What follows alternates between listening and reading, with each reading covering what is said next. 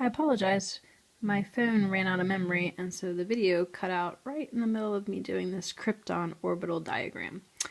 This is the final picture of what it would look like, where I completed filling that 3D orbital before then moving on to the final 4p orbital there.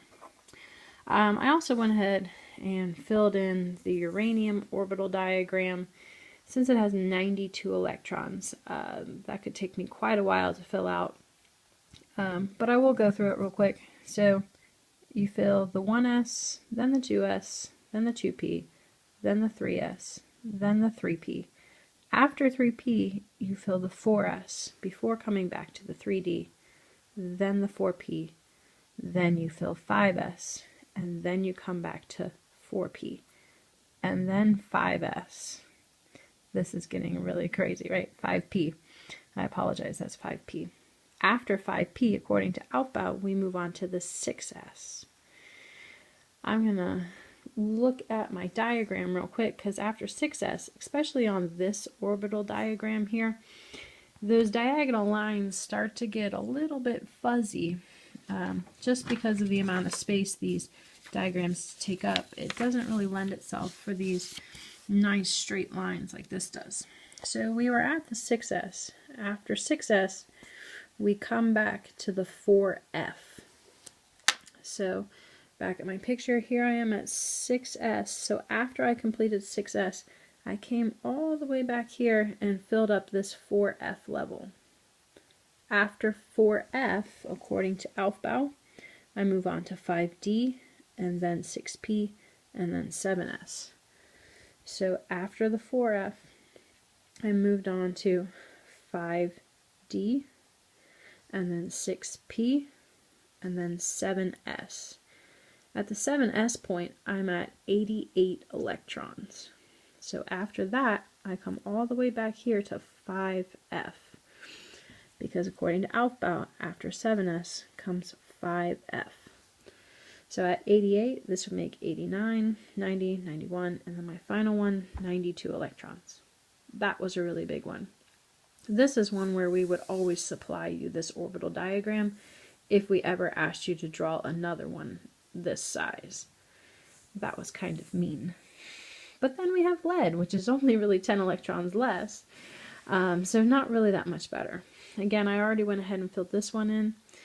But we would have started here at the 1s, then 2s, then 2p, then 3s, then 3p, and then 4s, and then 3d, then 4p, then 5s, and then 4d. After 4d comes 5p, then 6s. And after 6s, we fill this first f level on the fourth energy level, so 4f. After 4f comes 5d. And at the end of 5d, you're at 80 electrons. So we only needed 2 more. So in the 6p level, which comes next, I only have 2 electrons in that last one because I ran out of electrons, putting me at 82 electrons to complete this orbital diagram. So I'm going to flip it back here to the front just so you can see one final time all the answers on this document number 8 homework. That's beryllium. There's copper. Paying attention to this last one here, making sure that that is empty, or not complete, I should say. It has one up arrow. The potassium one, that 4s level, is not complete with that one last arrow facing up. In niobium, you have this for your final d orbital. On the back here, you got nitrogen, and then of course the krypton one. And then the last two that we were just working out, uranium and lead. Okay, hope this is helpful. In the next video, we're going to go over how you do electron configuration, which is where we're going to take these pictures and we're going to condense them down into a simple format that doesn't take up so much space and is not quite as tedious as drawing all these lines and arrows. We still have to follow those 3 rules of Aufbau and Hund and Pauli.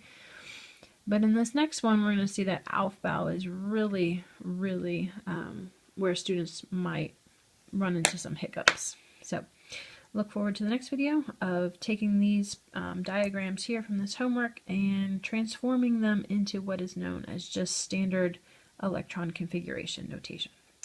Thanks, guys.